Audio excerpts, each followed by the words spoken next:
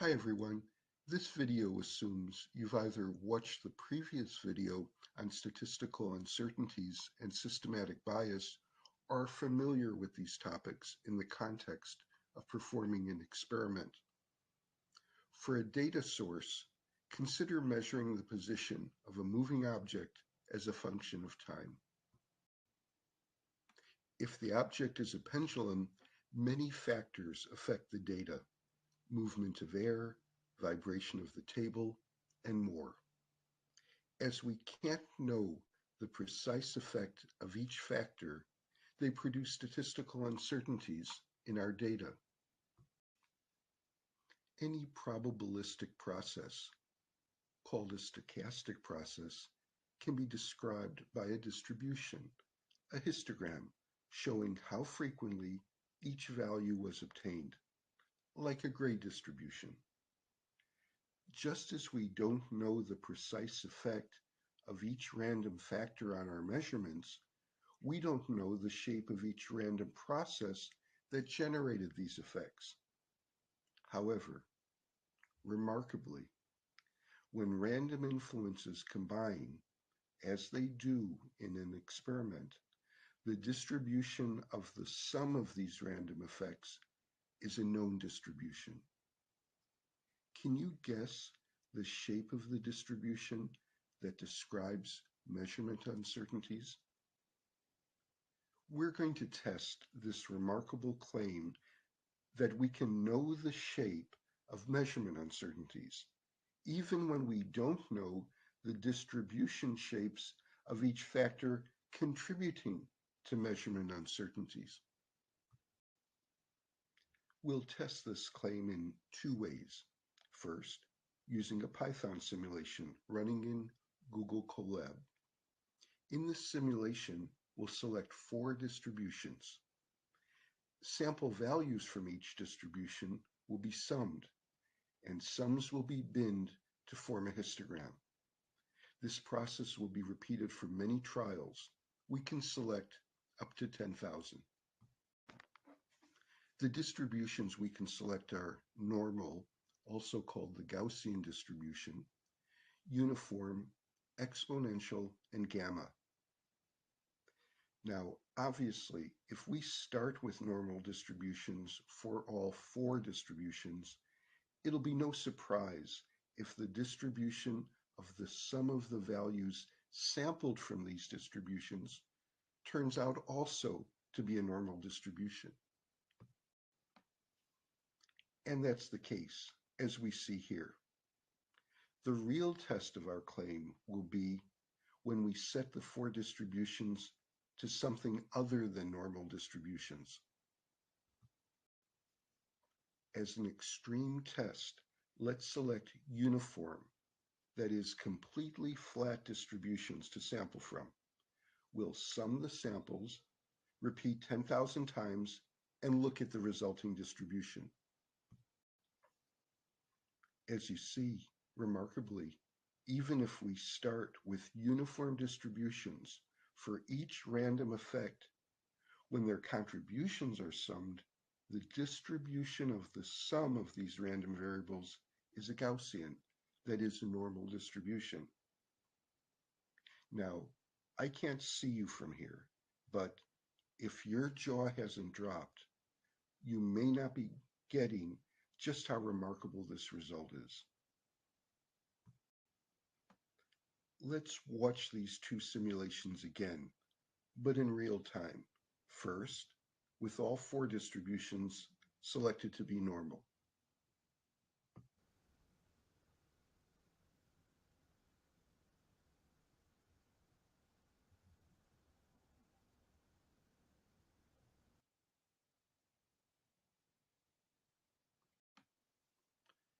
This time, with all 4 distributions selected to be uniform.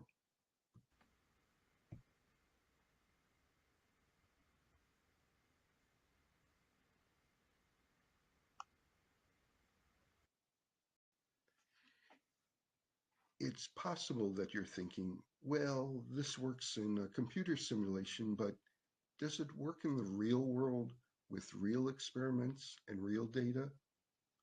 So here's an ultrasonic motion sensor, a device that generates and sends ultrasonic waves to an object and detects their reflection to determine the distance to the object. In reality, the ultrasonic motion sensor is just an ultrasonic generator and a clock.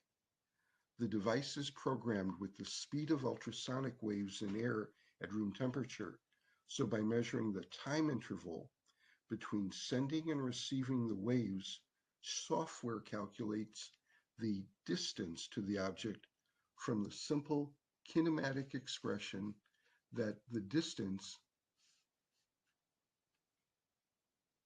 delta x is equal to the average speed times the time interval. As an aside, this example illustrates an important principle in experimentation, that usually we can't directly measure the property we're interested in.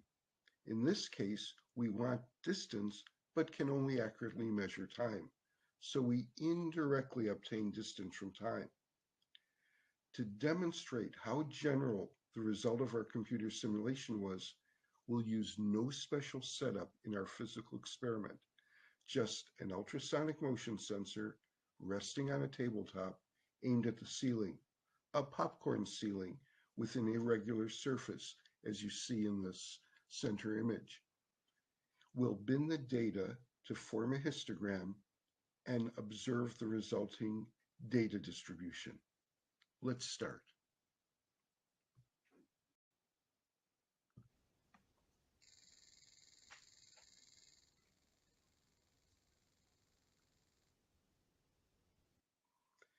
By the way, the sounds you heard weren't ultrasonic waves. The motion sensor generates ultrasonic waves in bursts, so the clicks you heard were the device turning on and off. Again, we find a Gaussian. Now consider all the random influences on this experiment.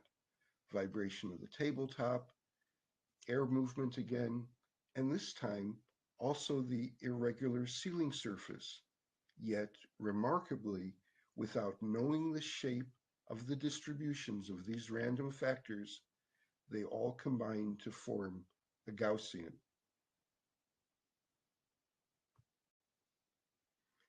This result is called the Central Limit Theorem, a foundational result in statistics, that the distribution of the sum of random variables tends towards a Gaussian under reasonable assumptions of a sufficient number of independent samples. A sufficient sample size of around 30 is often quoted, but depends on the shape of the underlying distributions, which, if themselves are Gaussian, would require a smaller number of samples. While not proving, but having established the plausibility of the central limit theorem through both numerical simulation and through experiment, from this point forward in these videos, we'll assume measurement uncertainties are Gaussian. This powerful assumption will enable us to construct an entire methodology for analyzing experimental data, from performing parameter estimation, that is curve fitting, to model testing, as we'll see in a later video. Thank you for watching.